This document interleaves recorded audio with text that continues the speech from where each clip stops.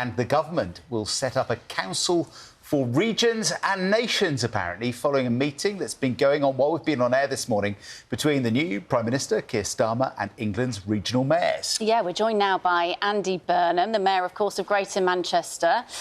Just made it out of Downing Street. The meeting, is it just finished or have you come out early? What's been discussed? No, it's just finished, but it was a very early meeting. And it's very nice to be back, to be honest. I used to be a regular in these parts.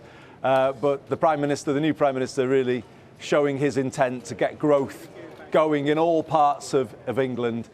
You had mayors representing more than half of the population of England, and we've all said to the Prime Minister and the Deputy Prime Minister that we're just ready now to deliver for them.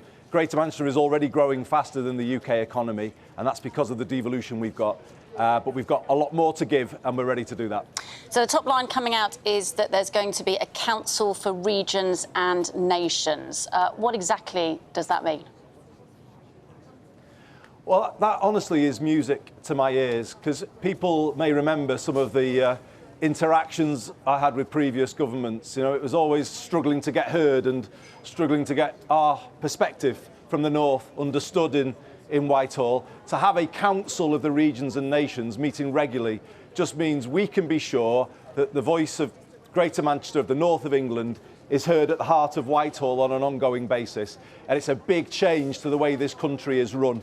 And it's a very welcome change, a very positive change.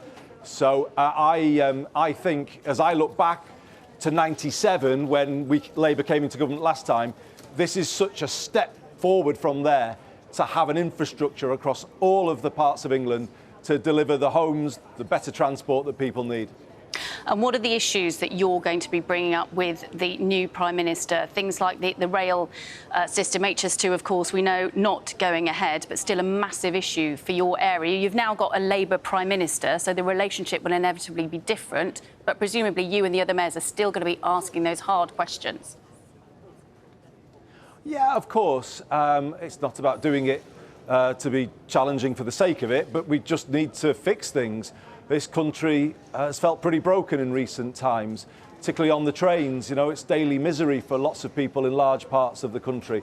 So we're going to be putting forward to the Prime Minister plans to fix railways, put trains under local control. So in Greater Manchester, we can integrate the trains with our B network and make it work as one system for people. Also, the housing crisis. We've all said in different ways today that we need to build housing of all types if we're going to fix the housing crisis, council housing, social housing, truly affordable housing for people. So, you know, we've had a really good hearing today in Downing Street, and I think the country's getting a sense that there's real change now since the general election, and that will only grow, in my view, over the weeks and months ahead. Andy Burnham, Mayor for Greater Manchester, thank you.